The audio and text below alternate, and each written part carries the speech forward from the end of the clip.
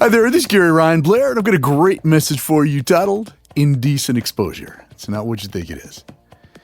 You know, the statement, you become what you think about, it reminds us that our thoughts affect who we are. It also points out the connection between what we think and what we become.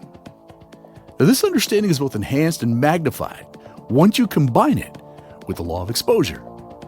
The law of exposure tells us that our minds think about, it processes, and it attracts whatever it is most exposed to.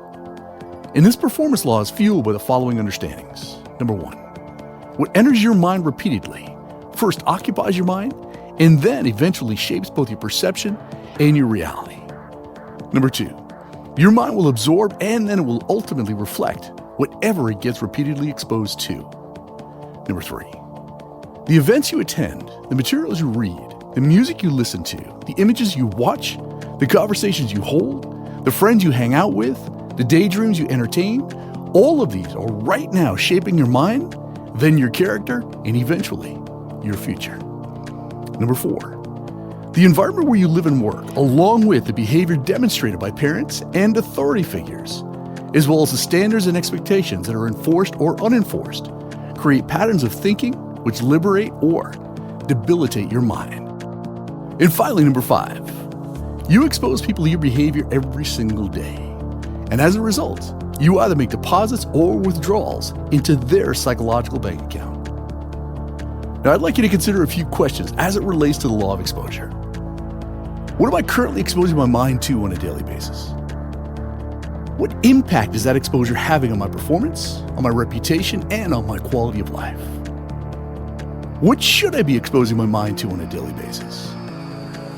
What am I exposing other people to when they look at my behavior?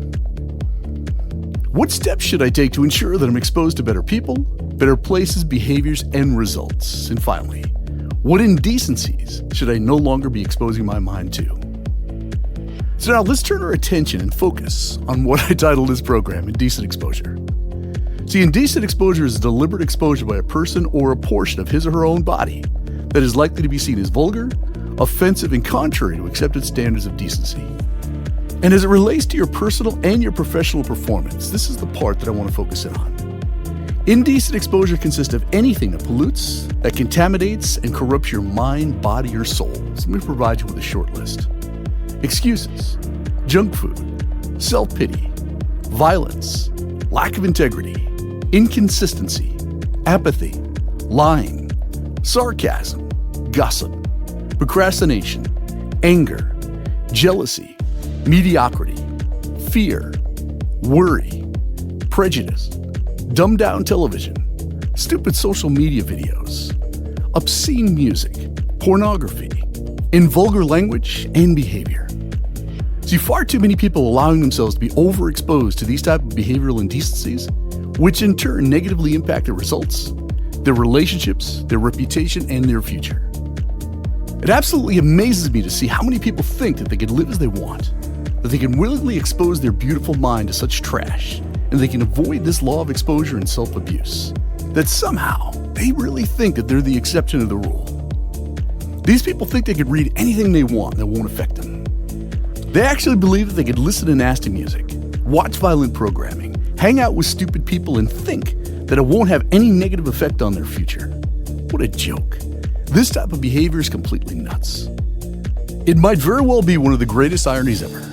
At a time when all the world's knowledge is just one click away, when immediate access to all that is good, that's positive, uplifting, and transformative is yours to be had, and most of it for free. The sad reality is that more people today suffer from a poverty of information, a scarcity of ideas, and a deficiency of inspiration, imagination, and initiative, more than they suffer from the absence of money or honest legal opportunity in order to get it. So in conclusion, your output depends on your input.